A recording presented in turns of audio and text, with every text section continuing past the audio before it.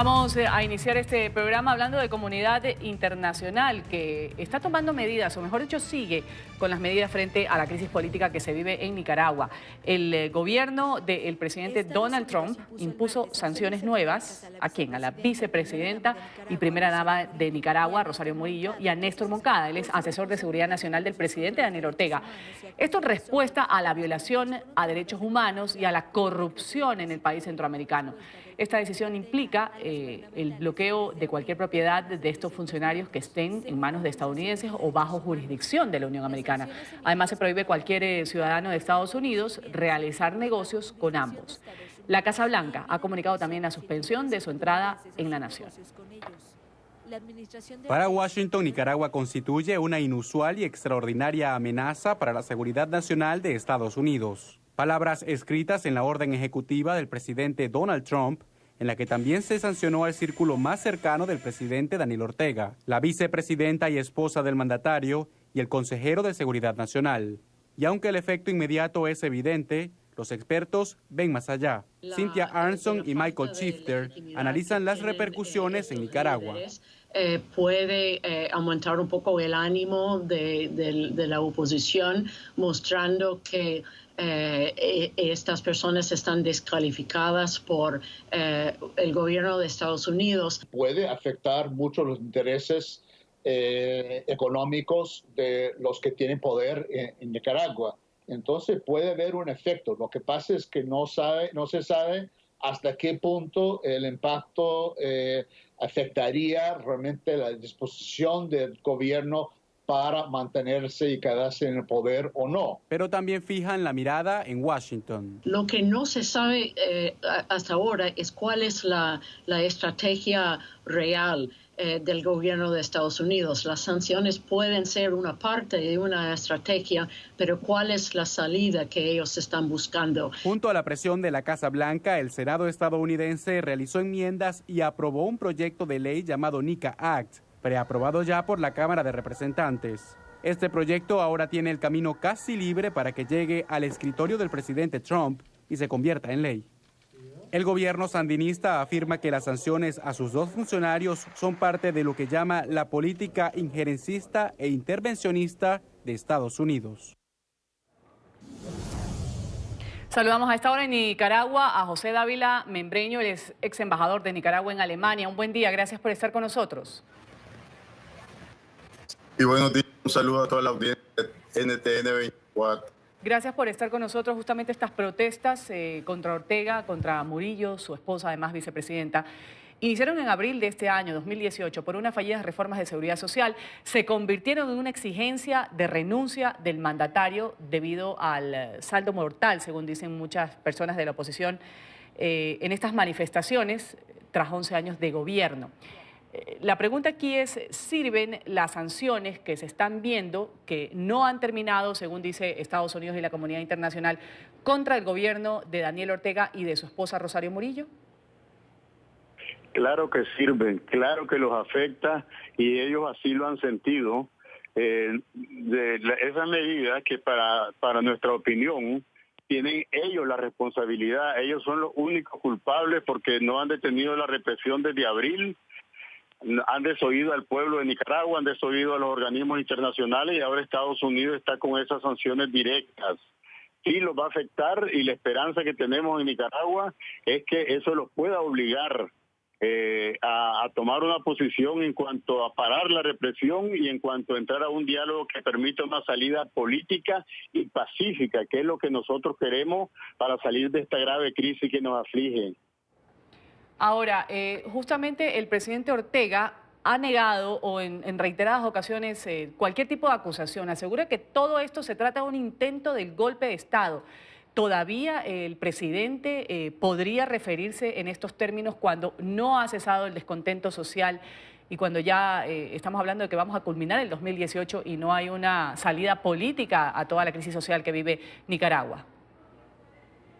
Sí, él está persistiendo en acusar a la oposición, sobre todo a los jóvenes, de un intento de golpe de Estado. Pero ninguna persona, institución, gobierno en la comunidad internacional da crédito a eso, mucho menos acá. Sencillamente fue una protesta nacional que tuvo 2 detonantes en abril, pero ya desde antes en Nicaragua había mucha inconformidad en los últimos 11 años. Esos fueron los detonantes. Él va a insistir en acusar de terrorismo, sigue acusando de terrorismo a los jóvenes universitarios. Ya 30 de ellos han recibido sentencias de entre 20 y 25 años de cárcel, con leyes inclusive hechas después de abril. Consideramos de que él está cerrado, está insistiendo en esas mentiras. Aquí lo que hay es un deseo, una aspiración de los nicaragüenses de que tengamos libertad, democracia y respeto a derechos humanos. De eso es lo único que se trata, y las protestas han sido cívicas. Sin embargo, la respuesta ha sido armada, paramilitares, policías, fuerzas de choque armadas, en una ofensiva y una represión brutal contra el pueblo que nunca antes se había dado en la historia de Nicaragua.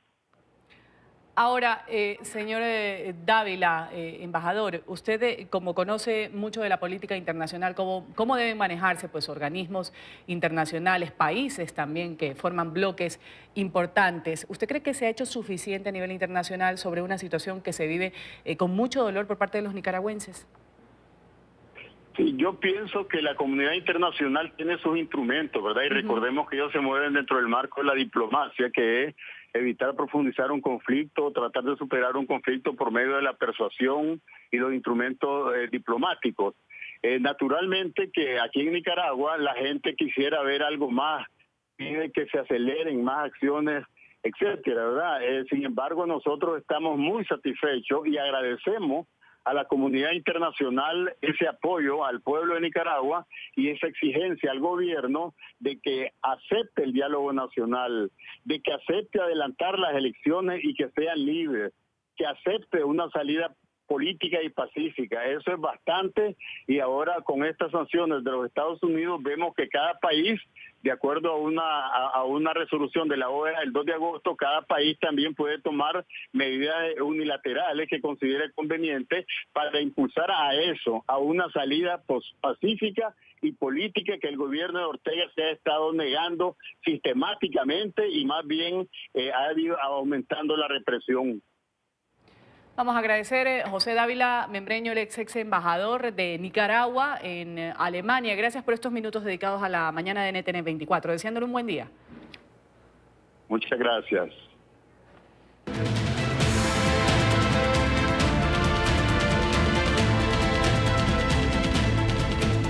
Vamos a revisar inmediatamente lo que es noticia en la Unión Americana, y empezamos con la legisladora demócrata Nancy Pelosi, que ha logrado el respaldo de su partido para convertirse en la próxima presidenta de la Cámara de Representantes de Estados Unidos. De esta forma se aseguraría su cargo con la mayoría demócrata alcanzada, como sabemos, en las elecciones legislativas. En Washington el tema lo desarrolla Carolina Valladares. Carolina, un buen jueves para ti.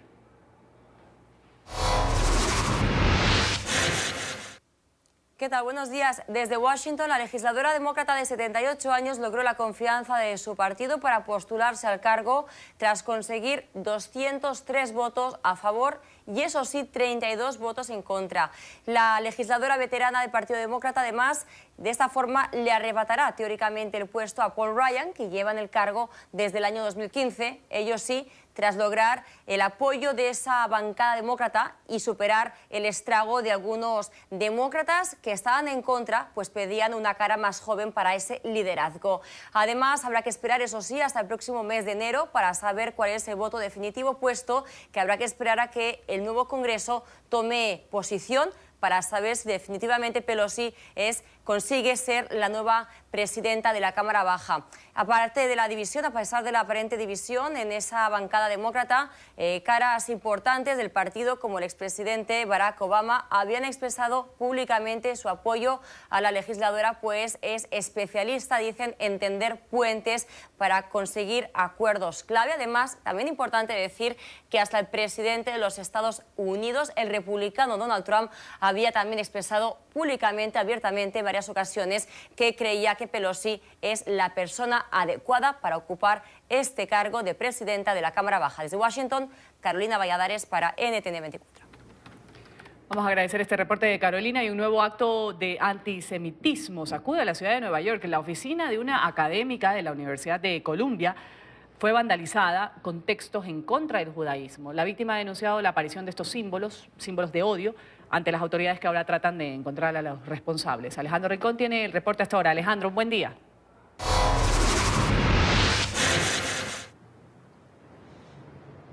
Hola, es un gusto saludarlos desde la ciudad de Nueva York. La razón por la cual hay indignación por este caso reside en estas dos circunstancias.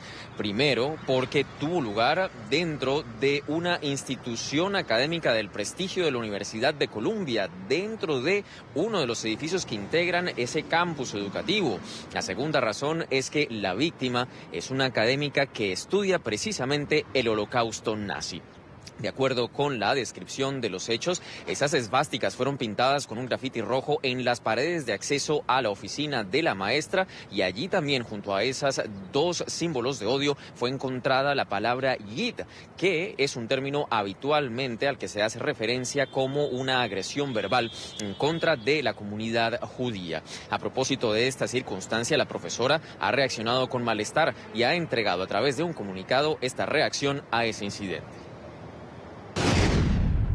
Caminé a través de la puerta de mi oficina y de repente me quedé mirando la esvástica. Estaba completamente atónita. El grafiti también sacudió a mis estudiantes y algunos incluso lloraron. Es muy frustrante.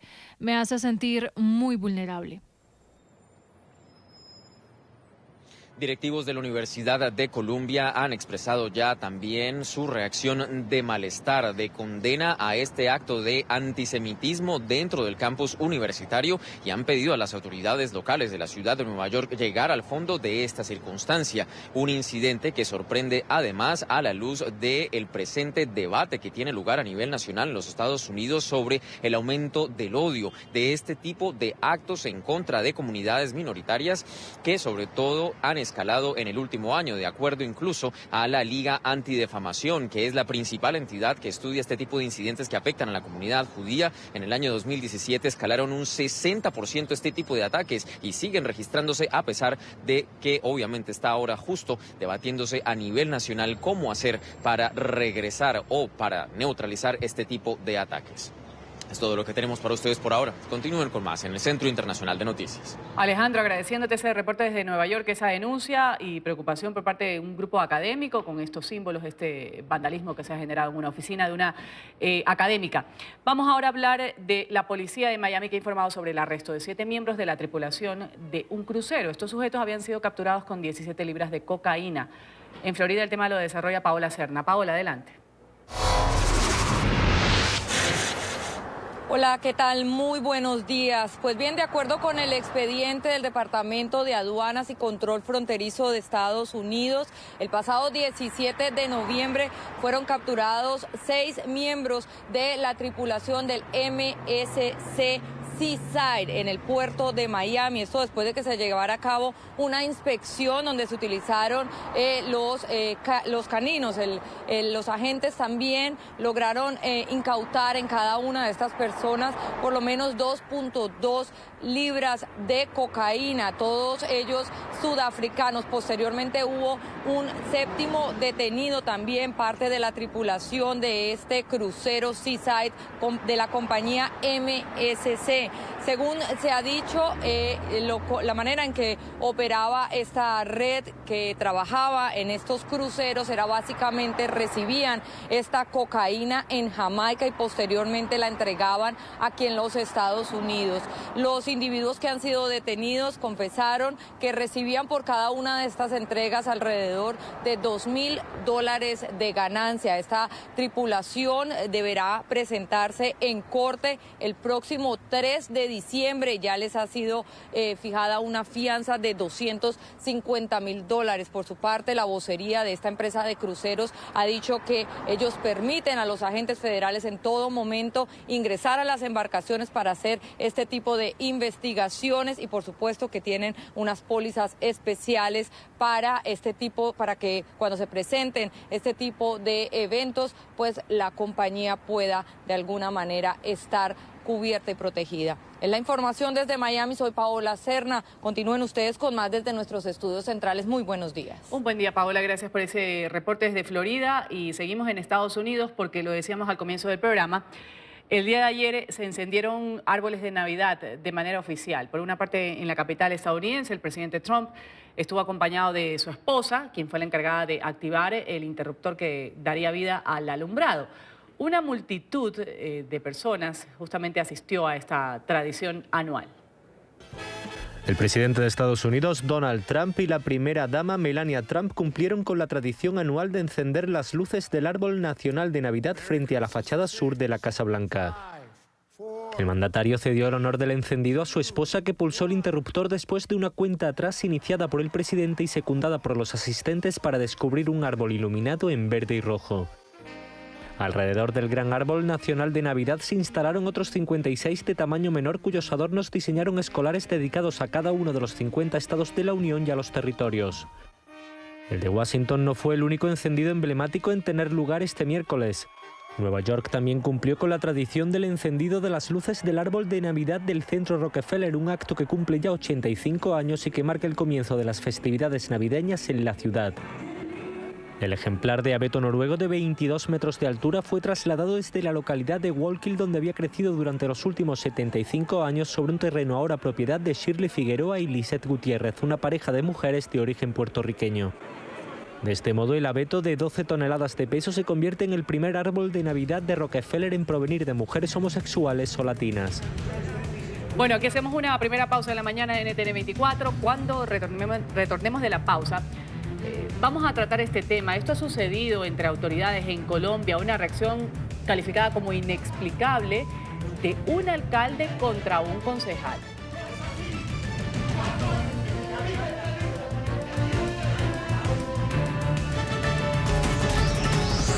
Ya regresamos con La Mañana.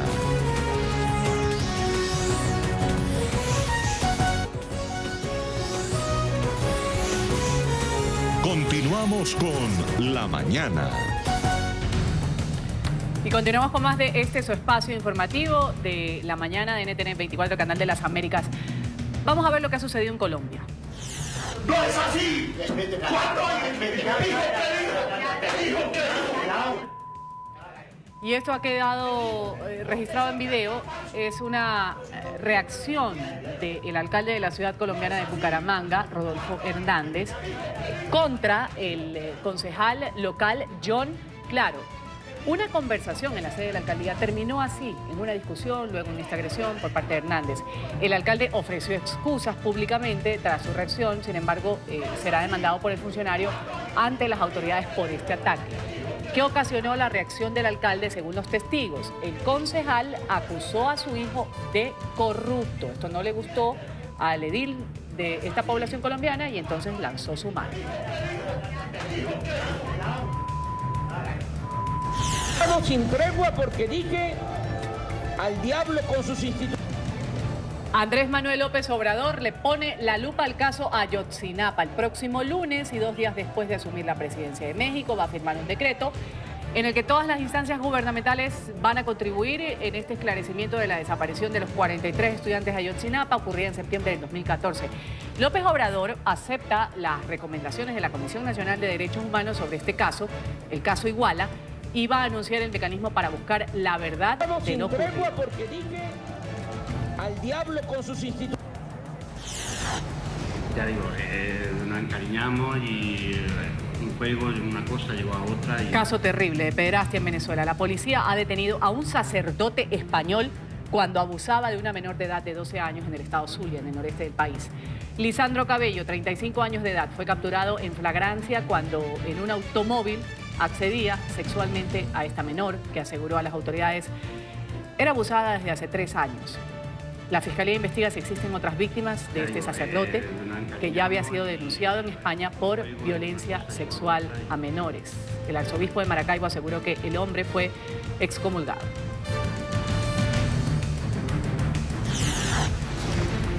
El asesor de Seguridad Nacional de Estados Unidos, John Bolton, se ha reunido con el presidente electo de Brasil, Jair Bolsonaro. Durante su encuentro en el Río de Janeiro han discutido temas de seguridad regional, también fortalecimiento de las relaciones entre ambos gobiernos. Bolsonaro va a asumir el cargo a partir del 1 de enero del próximo año.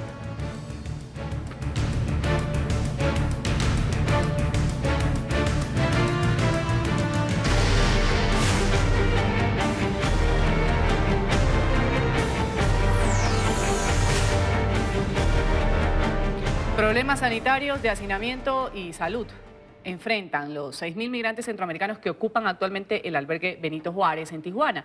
Las autoridades permanecen en alerta ante cualquier epidemia mientras adelantan campañas de vacunación dentro de estos refugios. Unos 6.000 migrantes centroamericanos se han quedado estancados en este albergue en la ciudad mexicana de Tijuana. La mayoría son parte de la caravana que salió a mediados de octubre de Honduras, con el objetivo de llegar a Estados Unidos. Pero el pedido de asilo al gobierno estadounidense puede tardar meses. Ahorita, en este momento, ellos tienen un proceso legal de migración de internación hacia otro país que llevará sus tiempos, pero nosotros tenemos la responsabilidad de estar atendiéndolos. ¿Por qué? Porque estando aquí ellos, le damos una seguridad y tranquilidad también a los tijuanenses. El domingo unos 500 migrantes intentaron cruzar el muro hacia Estados Unidos, pero fueron recibidos con balas de goma y gases lacrimógenos. Bueno, aquí estamos un poco atribulados porque aquí no se puede pasar al otro lado, está un poco cabrón. Así, sin esperanza de entrar a Estados Unidos en el corto plazo, los migrantes viven hacinados en el improvisado albergue con pocas duchas y sanitarios. Además, pululan epidemias de tuberculosis, influenza, infecciones respiratorias y piojos. Estamos muy llenos, hay mucha gente que tiene que dormir en la calle porque el albergue está muy lleno. Lo que más nos preocupa es el hacinamiento y tenemos que mejorar esas condiciones porque es donde se pueden venir problemas de salud como intoxicaciones alimentarias, contaminación de los alimentos. Entonces, ese es nuestro principal problema. En este sitio se dan 2 raciones de alimentos al día. La Marina prepara alrededor de 8,000 platos de comida cada jornada. Unos 740 funcionarios cubren guardias para gestionar el refugio, que produce 5 toneladas de basura diariamente. El alcalde de la fronteriza Tijuana, Juan Manuel Gastelum, ha pedido la intervención de la ONU, alegando que no recibe apoyo del gobierno federal mexicano y que el costo diario para mantener el albergue es de unos $25,000. Bueno, y como una nueva campaña de desprestigio contra el régimen venezolano, así lo ha calificado Diosdado Cabello, las detenciones de exfuncionarios chavistas en el exterior. Uno de ellos fue condenado en Estados Unidos a 10 años de prisión por actos de corrupción. También en su alocución, pues Diosdado Cabello dijo que todo esto iba en contra o para manchar el nombre del expresidente o del presidente Hugo Chávez, porque también se menciona a la hija en estas investigaciones, a María Gabriela Chávez. Vamos con el tema a desarrollarlo en Caracas, con las reacciones a esta información con Oliver Fernández, quien tiene ya el reporte. Adelante, Oliver.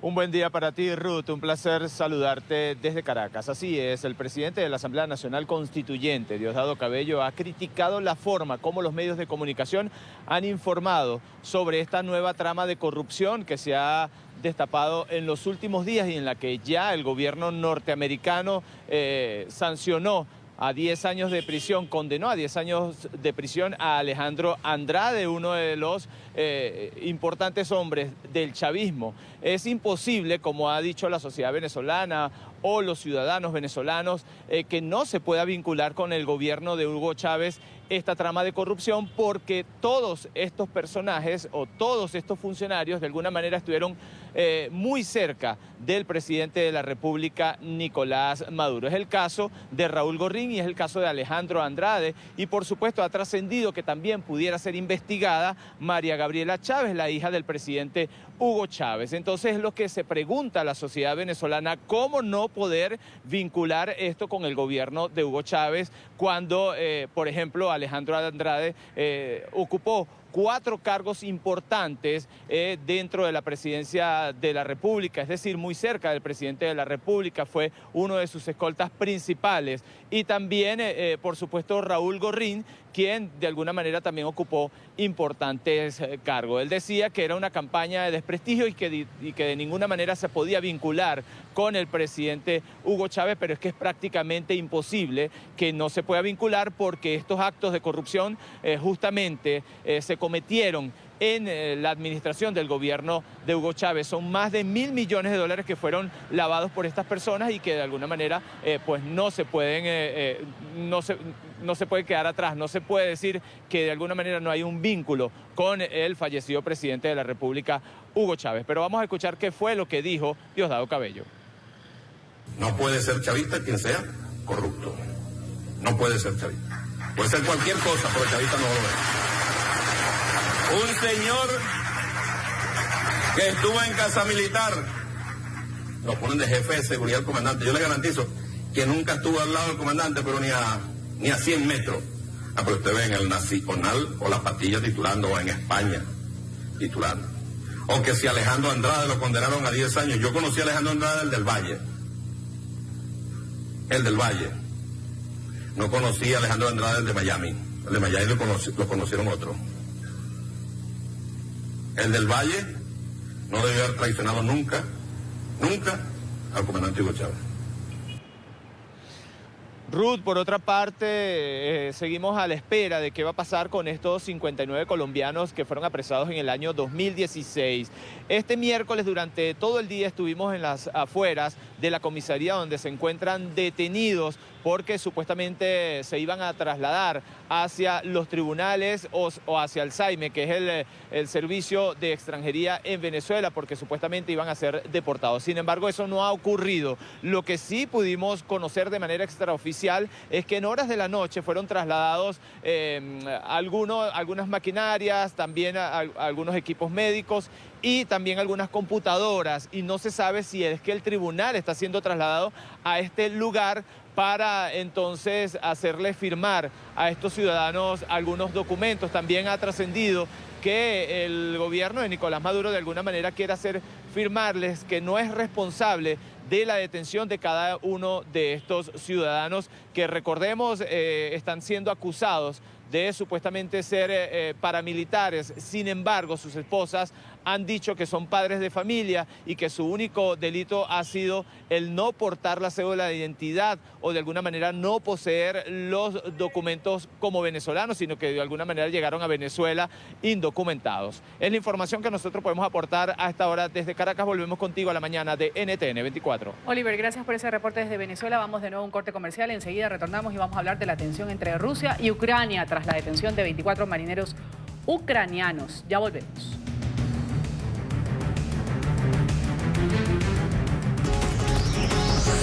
Ya regresamos con La Mañana.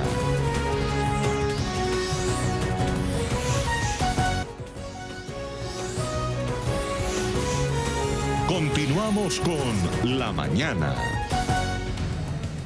Vamos a continuar con más del programa La Mañana de NTN 24, agradeciéndole su sintonía, y vamos a hablar de Buenos Aires, que se ha convertido ahora en una ciudad blindada. El gobierno de Argentina ha ordenado el despliegue de aproximadamente 24.000 agentes de seguridad.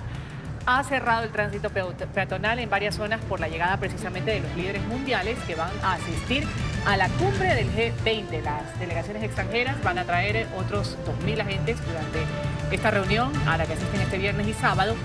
Los presidentes de Estados Unidos, Donald Trump, el de Rusia, Vladimir Putin, de China, Xi Jinping, entre otras autoridades internacionales. Y por segundo día consecutivo, Buenos Aires ha sido escenario también de manifestaciones, movimientos sociales de Argentina junto a fuerzas políticas de la oposición. Están exigiendo a los líderes del G20 una respuesta a la problemática como la hambruna, también la desigualdad. Estas marchas se desarrollan en el centro de la capital, cuentan con estrictas medidas de seguridad. De estos sectores imperialistas, capitalistas de nuestro país, no traen otra cosa más que decir y hay hambre. No vienen a traer nada concreto, no solucionan el tema ambiental, no solucionan absolutamente nada. Lo único que están haciendo para nuestra América es llevarse nuestras riquezas naturales.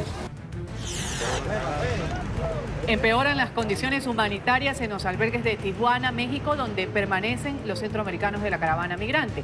El hacinamiento en los refugios empieza a preocupar a las autoridades mexicanas, también a los caminantes, en su mayoría hondureños. Existe un serio problema de crisis de salud. Ahí vemos los campamentos que están instalados cerca a avenidas transitadas. También a la intemperie, baños portátiles que han sido ubicados cerca a reservas de agua. Ante esta preocupación por una epidemia, se han instalado tiendas de campaña para brindar atención médica, también adelantar un proceso de vacunación. Pues aquí Y desconociendo los resultados de un referéndum, el presidente de Bolivia, Evo Morales, ha inscrito este miércoles oficialmente su candidatura a la reelección para los comicios de 2019. Morales, junto con su fórmula a vicepresidente Álvaro García Linera, han asistido al Tribunal Supremo Electoral acompañados de cientos de seguidores, algunos miembros del actual gabinete también. La dupla del Movimiento al Socialismo se presenta por cuarta vez en un proceso electoral y pese a los resultados del referéndum del 2016, en el que los bolivianos rechazaron rotundamente una nueva postulación de Morales, el Tribunal Constitucional le dio vía libre a un fallo emitido en el 2017. Las elecciones primarias están fijadas para el 27 de enero del 2019. Estamos acá para registrar nuestra participación en las elecciones primarias. Estamos convencidos con esa militancia, con ese pueblo que ha decidido seguir cambiando Bolivia mediante una revolución democrática y cultural, que el 27 de enero del próximo año, casi segurísimo, será una paliza a la derecha. Mortal atentado en Afganistán. Hombres armados han atacado el complejo de seguridad británico G4S en la ciudad de Kabul. Uno de los terroristas estrelló un camión cargado de explosivos contra las instalaciones de esta compañía. En el hecho, al menos 10 personas perdieron la vida, 19 resultaron heridas. La potente detonación destruyó varias viviendas aledañas. Un grupo talibán reivindicó la responsabilidad de este ataque. 3, 2, 1.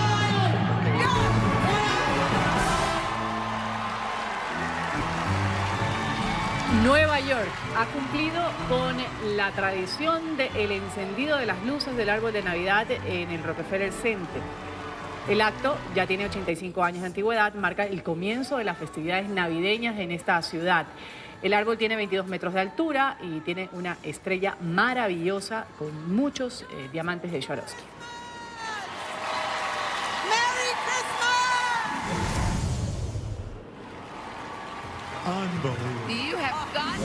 ¿Cómo se supone que deben reaccionar? Si hubieran actuado de otra forma, habrían sido enviados ante un tribunal. Cumplieron con su deber militar y eso es genial. Es una provocación, no hay duda. Es una provocación orquestada por las autoridades y por el actual presidente. Creo que con vistas a las próximas elecciones que se llevarán a cabo en Ucrania en marzo próximo. La tensión entre Rusia y Ucrania se encuentra en su punto más álgido desde la anexión de la península de Crimea en el año 2014. Luego de que la Guardia Costera rusa apresara 3 buques de la Armada ucraniana que circulaba por el estrecho de Kerch, que conecta el Mar Negro con el Mar Azov. Argumentaba una invasión a sus aguas territoriales. Ucrania decidió promulgar el decreto que instaura la ley marcial por primera vez desde la Segunda Guerra Mundial. Este incidente ha desatado una grave crisis internacional. Mientras Moscú habla de una provocación, Kiev denuncia la violación a las leyes, insistiendo que se trata de una estrategia de Vladimir Putin para iniciar una guerra. Exigen la liberación de sus navíos, sus tripulantes también, que actualmente están en poder de los rusos.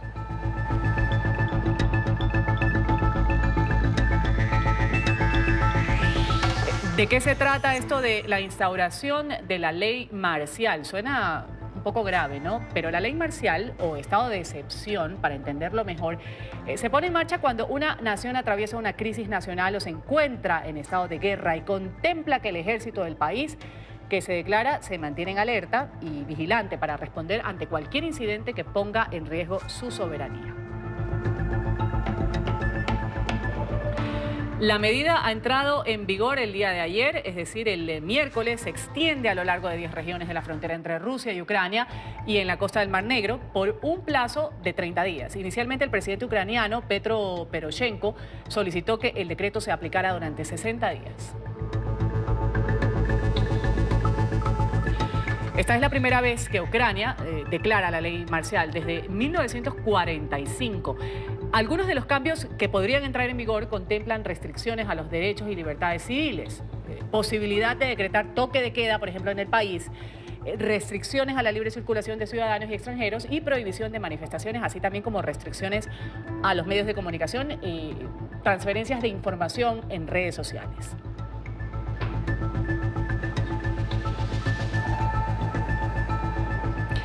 Y como lo decíamos, la primera confrontación militar abierta entre Moscú y Kiev desde la anexión y el inicio este mismo año de un conflicto armado en el este de Ucrania entre fuerzas ucranianas y separatistas prorrusos que ha dejado aproximadamente 10.000 muertos. Vamos a saludar ahora en nuestro set de la mañana a Jochen Kleinschmidt. Él es profesor de la Facultad de Ciencia Política, Gobierno y Relaciones Internacionales de la Universidad del Rosario. Gracias por estar con nosotros aquí en la mañana de NTN 24. Buenos días. Un buen día para usted. Y este es un tema que quizás a Sudamérica o América en sí le suena un poquito distante, lejano. Sin embargo, pues hay que entenderlo en el contexto que se da. Kiev denuncia lo que considera una agresión a su vecino. Putin insiste en que los guardacostas rusos simplemente cumplieron lo que tenían que hacer, cumplieron su deber militar a la perfección. ¿Qué fue lo que pasó y qué tipo de repercusiones reales internacionalmente se pueden dar?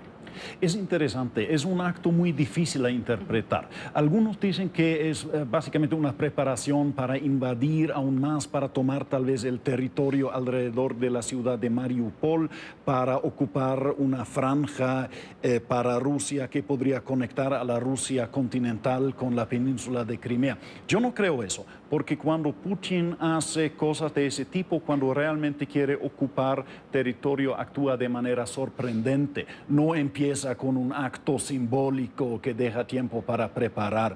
Así que yo creo que sirve más como para aumentar las tensiones, para tal vez establecer una posición mejor para negociar un fin a ese conflicto, porque eso es lo que necesita Putin tanto en Ucrania como en Siria. Necesita una salida, porque al fin ha empezado todos esos conflictos, por un tiempo aumentó su popularidad, bajó otra vez a donde estaba más o menos en 2013 y su partido, Yedinaya Rossiya, está en problemas.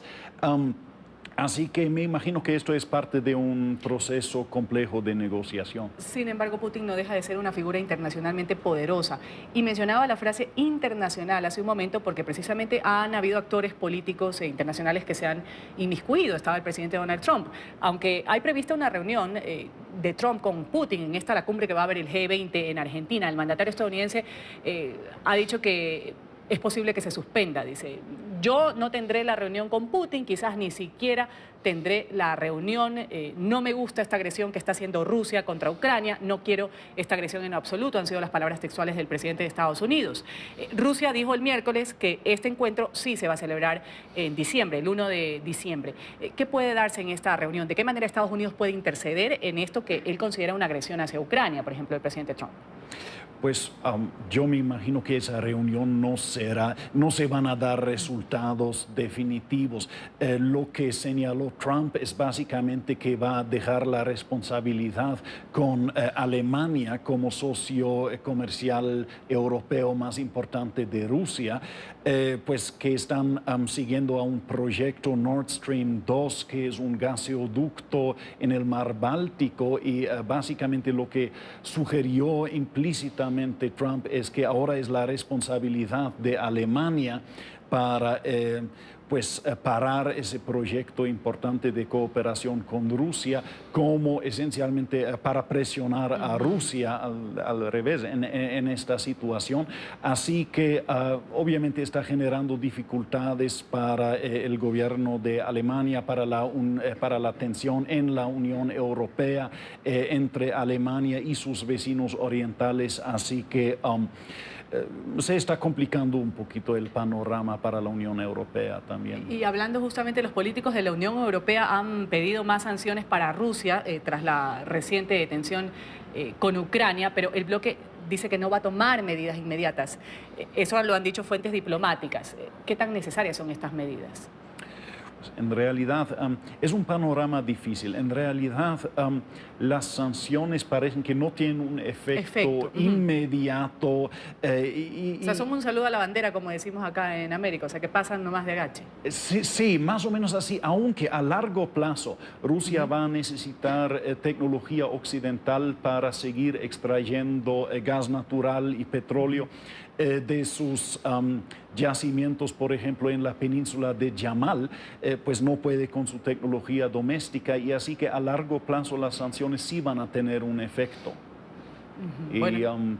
sí van a tener un efecto muy problemático para Rusia. O sea, esta situación que se está viviendo actualmente no es una cosa que se va a acabar inmediatamente.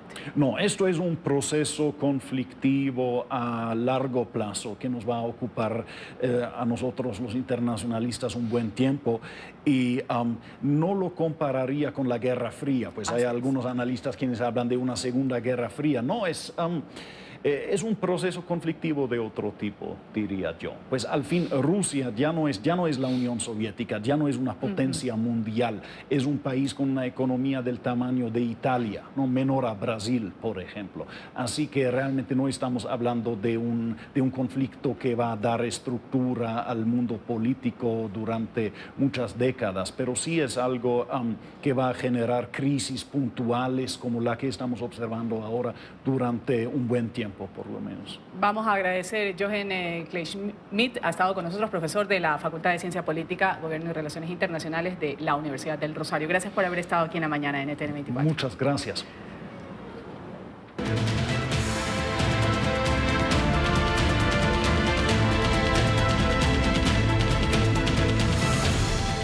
Y Barcelona, en España, vive hoy una nueva jornada de protestas. Las manifestaciones han comenzado esta semana con los médicos.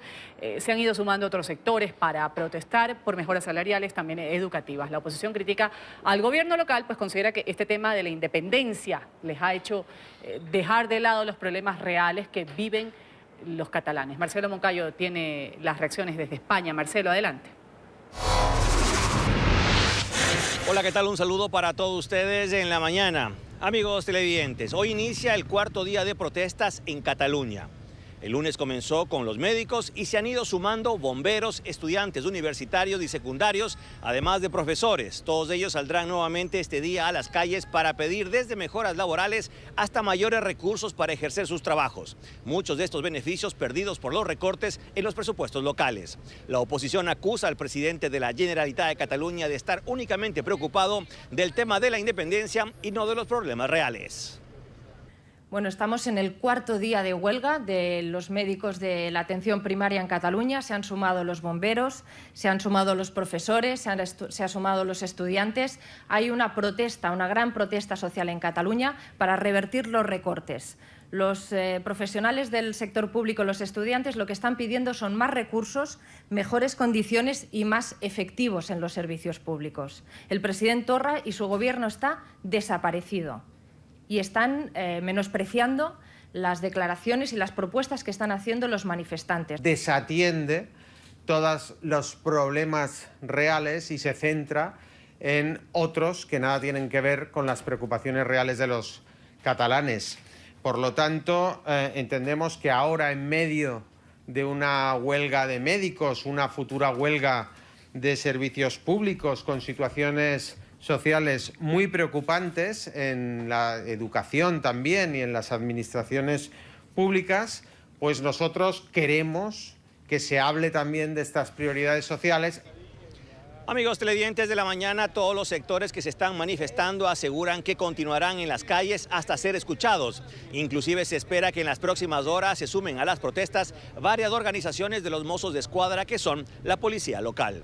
Este es el informe para la mañana. Sigan ustedes con más aquí en NTN 24. Hasta pronto. Hasta pronto, Marcelo. Gracias por ese reporte. Hablamos ahora de la Cámara de Diputados de Chile, que ha anunciado la creación de una comisión que va a investigar los casos de adopciones irregulares de bebés en la década de los 70 y 80. Según organizaciones que trabajan con las familias que aún buscan a sus seres queridos, al menos 2.000 niños habrían sido entregados a parejas fuera de territorio chileno. Juan Pablo Monsalve tiene el reporte a esta hora desde Santiago. Juan Pablo.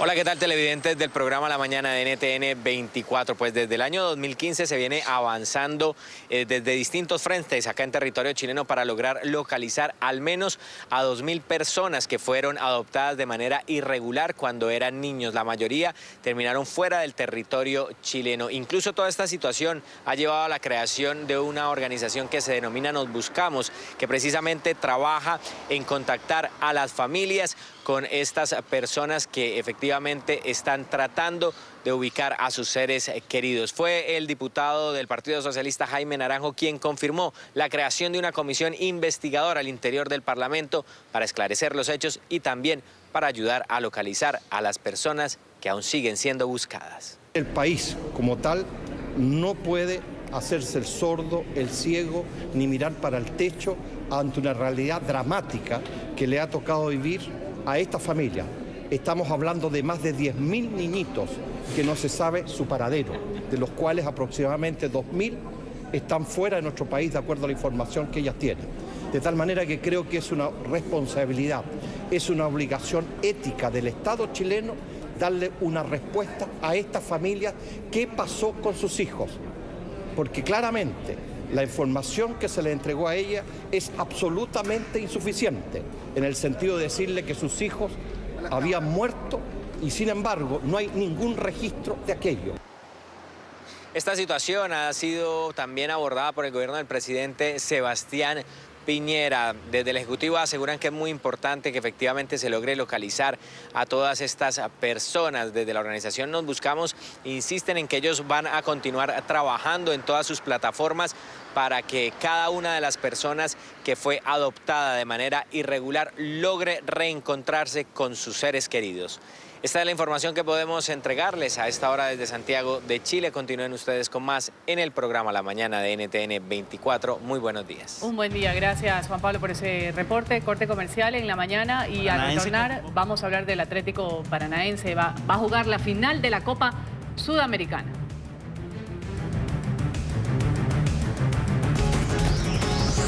Ya regresamos con La Mañana.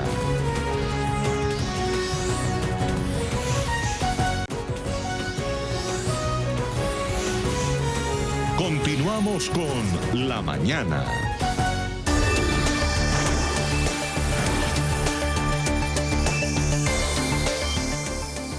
El presidente de Argentina, Mauricio Macri, ha difundido hace algunos instantes un mensaje a través de redes sociales sobre la cumbre del G20 que va a comenzar mañana en Buenos Aires. Macri se mostró expectante en transmitirle una buena impresión a los líderes de las principales potencias del mundo que van a visitar Argentina.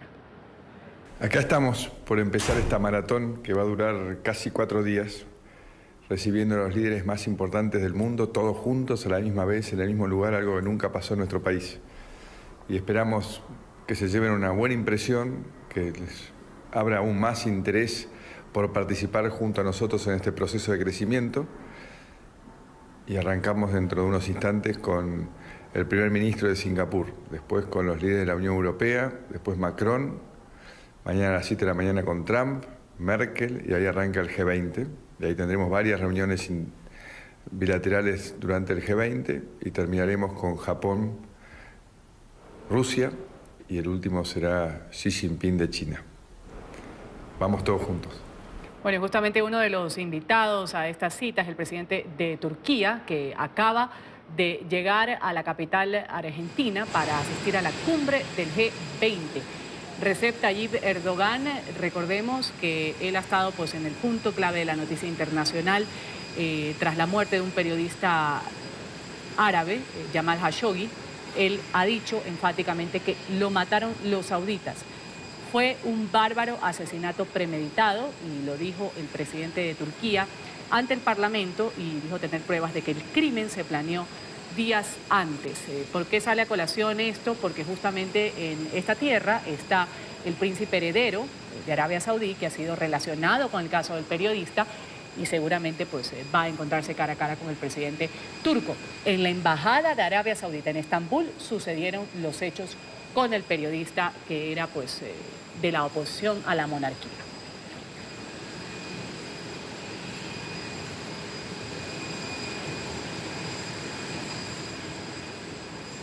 Los primeros líderes en llegar a la cumbre del G20 que comienza mañana en Buenos Aires, lo decíamos hace un rato, han sido el príncipe de Arabia Saudí, Mohammed bin Salman, el presidente de Francia, Emmanuel Macron también. Además del caso Khashoggi, que lo hemos mencionado, hay otros temas que van a estar sobre la mesa, como la escalada de tensión entre Ucrania y Rusia.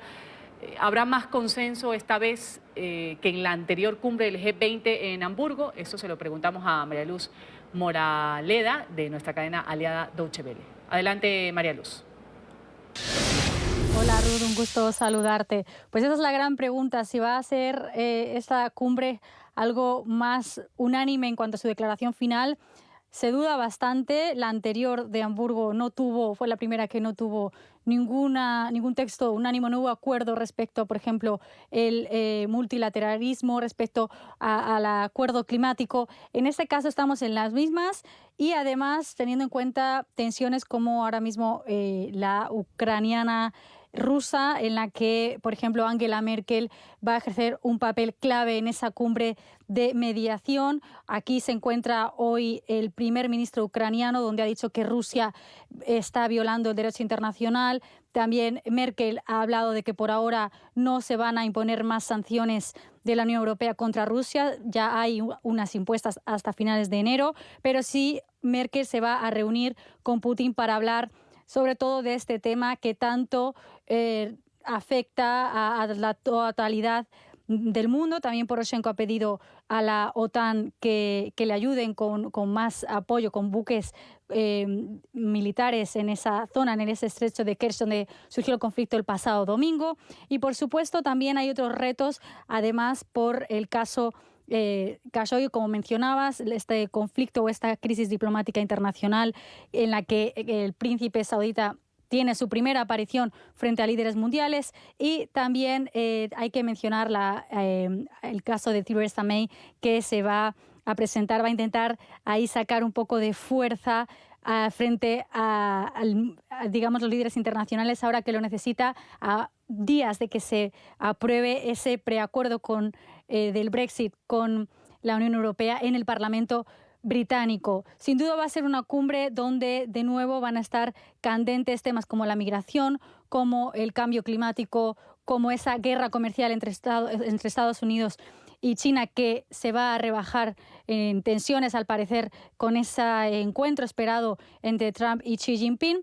Y sin duda por parte de Europa, por ejemplo, destacar que Emmanuel Macron también decía que espera que de verdad se lleguen a resultados concretos en esta cumbre, no sea una cumbre más, sino que de verdad haya acuerdos unánimes. Va a ser difícil. Es también el reto de Mauricio Macri, que quiere, digamos, diferenciarse de la cumbre de Hamburgo con un acuerdo unánime y con las protestas controladas, a diferencia de lo que pasó aquí en Alemania hace un año. Esto es todo por ahora. María Luz Moraleda, de vuelta a Bogotá.